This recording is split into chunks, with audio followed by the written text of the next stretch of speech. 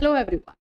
आप सभी को पता है कि बीपीएससी में टीआरई 1 सप्लीमेंट्री एंड टीआरई 2 को लेकर के इन्फॉर्मेशन आपको मिल ही रही है।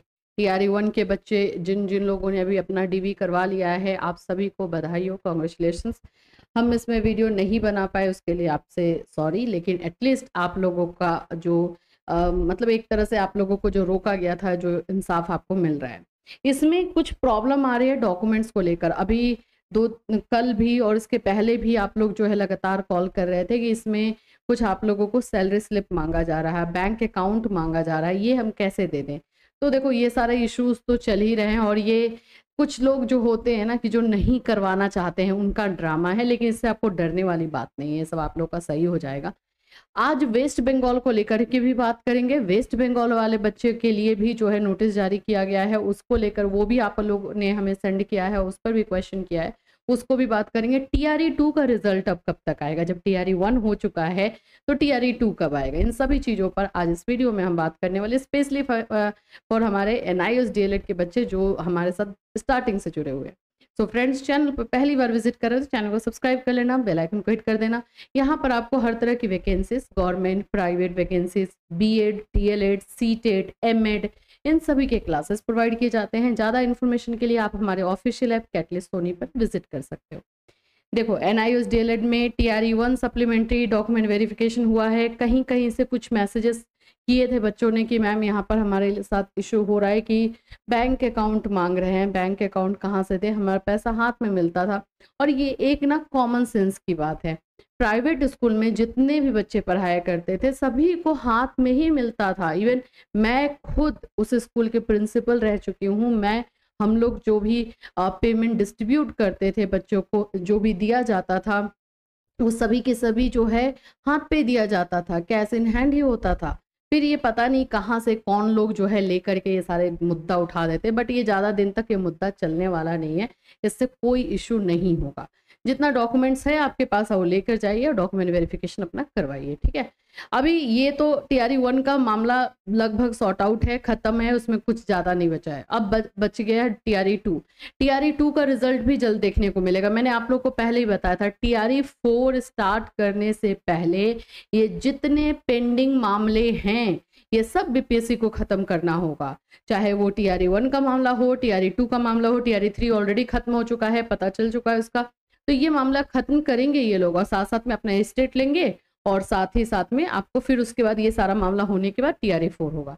तो आप लोग टेंशन मत लो, बहुत जल्द अब टीआरई 2 पर ही लगे हुए हैं लोग, टीआरई 2 का रिजल्ट देखने को मिलेगा। अब आप पूछोगे डेट एग्जैक्टली तो कोई भी नहीं बता सकता अभी, लेकिन हाँ ये है कि टीआरई 1 का मामला खत्म करने के बाद ये लोग आप ही का टीआरई 2 जो है एनआईओएस डीएलएड का ही मामला देखेंगे और आप लोगों को बहुत जल्द मिलेगा।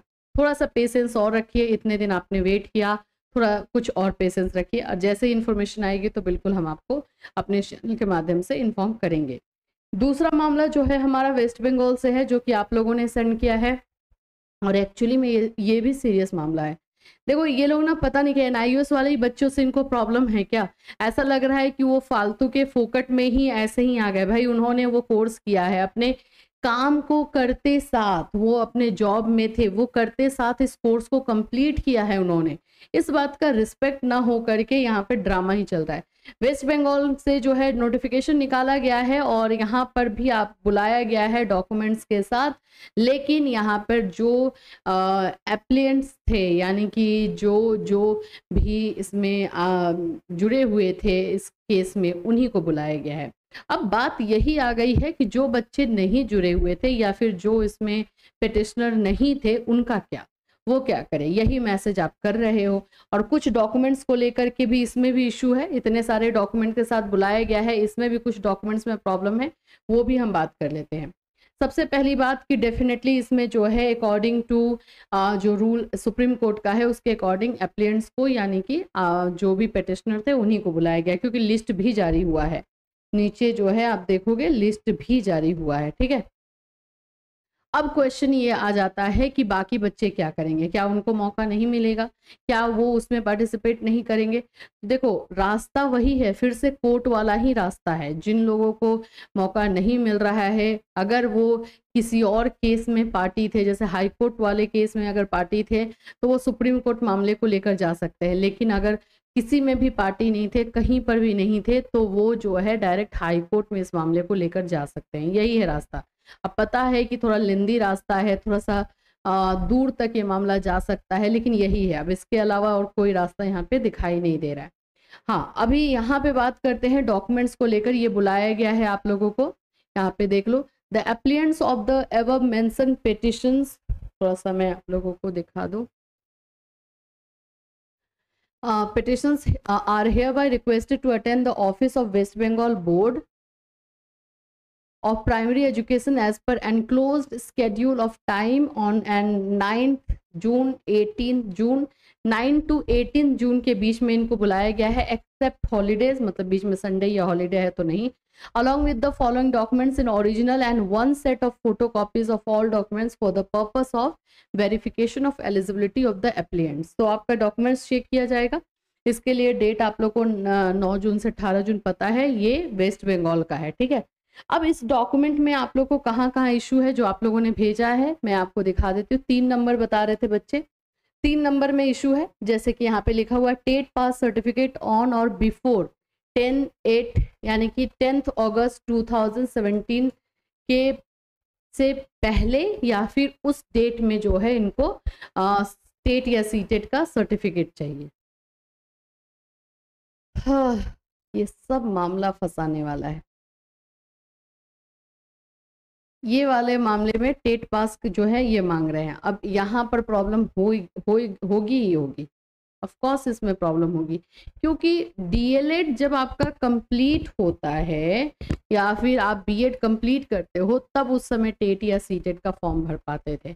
ये तो अभी किया है ना कि हाँ आप डीएलएड हो या बीएड कर रहे हो, परसुइंग में हो तो भी करो, तो ये वाला मामला फंसेगा, ऑफ कोर्स फंसेगा। 10/8/2017 के पहले आपका टेट पास सर्टिफिकेट कैसे होगा, कैसे मिलेगा? तो ये सारी चीजें हैं, नहीं है। देखो मैं आपको बोलूंगी आपके पास जितने डॉक्यूमेंट्स है वो लेकर के जाइए वेरिफिकेशन के लिए। ऐसा थोड़ी है कि जितना लिखेंगे, अब इसमें तो सैलरी स्लिप मांगेंगे, बैंक अकाउंट मांगेंगे, कहाँ से दोगे? ये लोग फंसाने के लिए तो काम करेंगे ही। अभी देखो फर्स्ट मांगा है मार्कशीट एंड सर्टिफिकेट ऑफ माध्यमिक परीक्षा equivalent higher secondary education, any valid document for proof of his her DOB, DOB के लिए लेके जाना है।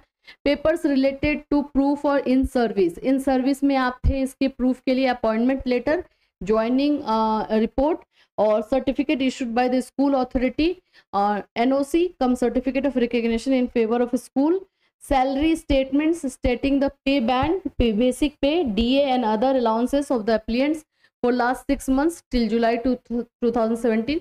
yes, ऐसा पॉसिबल थोड़ी है, हाथ में दे दिया जाता था सैलरी, हाँ चलो 30 तारीख है, 1 तारीख है, सैलरी दे दिया गया। अब वो लोग अपने रजिस्टर में मेंटेन करते थे, उनको कहाँ से ये सैलरी स्लिप या बॉन्ड ये सब थोड़ी बनता था।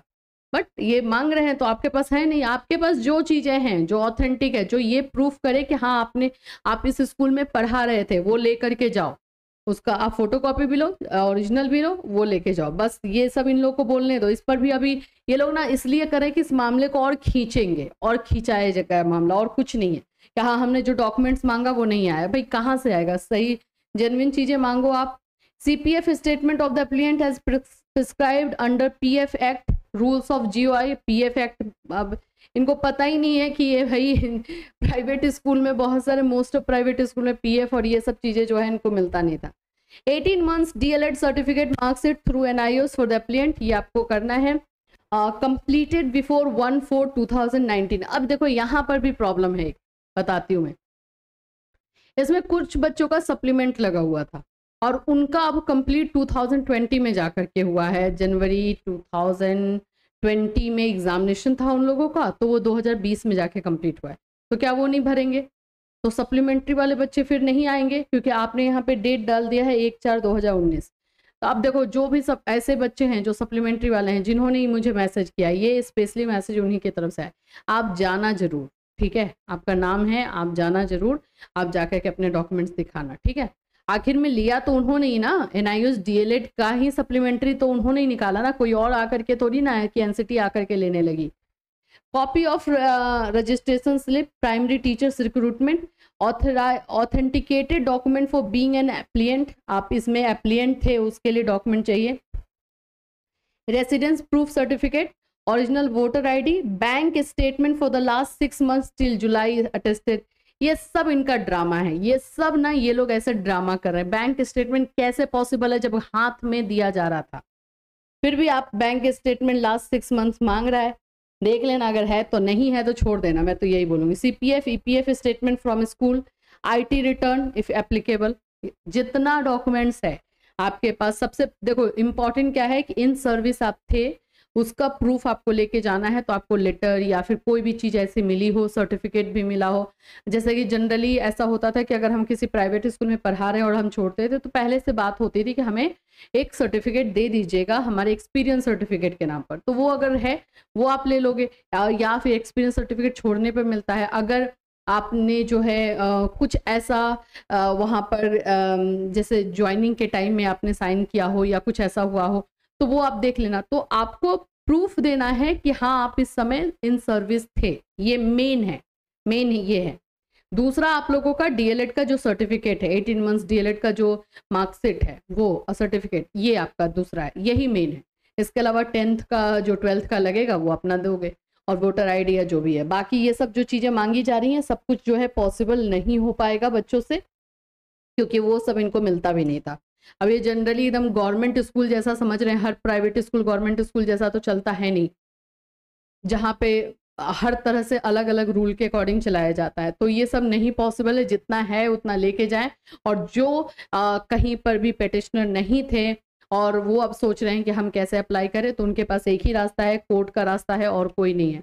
अगर आप इसमें आगे बढ़ना चाहते हो तो आप समझ के चलना कि हाँ ये मामला दूर तक जाएगा, तभी आगे आना। अदरवाइज दूसरे अदर वैकेंसीज की तैयारी करो, यही सही रहेगा। देखो जो सच है थोड़ा सा कड़वा लगता है, लेकिन यही है रास्ता, तो यही दिखाई दे रहा है ना, और कुछ नहीं दिखाई दे रहा है। इससे रिलेटेड अगर कोई कंफ्यूजन या क्वेश्चन है, या फिर हमें कोई इन्फॉर्मेशन मिलेगी इन सारे डॉक्यूमेंट्स जो कि लिखा हुआ है इस तरह से, तो हम बिल्कुल आप लोगों के लिए इन्फॉर्मेशन लेकर आएंगे। फिर मिलूंगी, till then take care everyone.